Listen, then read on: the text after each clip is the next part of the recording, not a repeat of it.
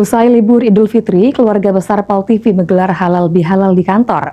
Momen ini dimanfaatkan untuk mempererat silaturahmi sekaligus melepas Dewan Pengawas PAL TV yang memasuki masa purna tugas.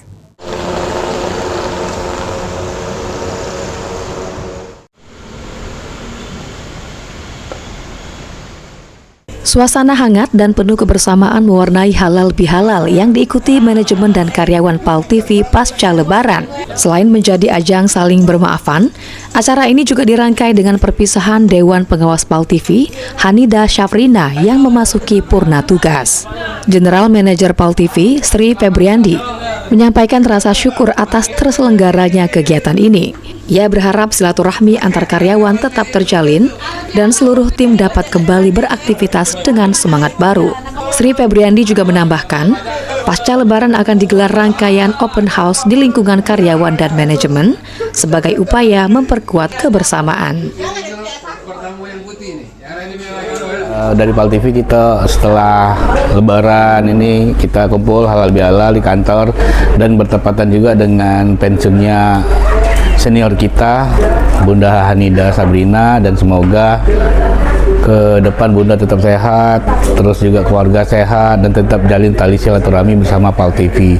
Dan juga untuk karyawan-karyawan PAL TV minal aidin wal faizin, mohon maaf lahir dan batin, dan kita mulai menatap baru setelah kita berperang melawan puasa Lebaran, kita mulai melakukan aktivitas baru rutin lagi untuk PAL TV ke depan.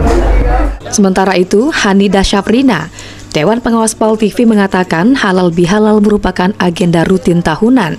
Kegiatan ini biasanya digelar setelah seluruh karyawan kembali dari kampung halaman.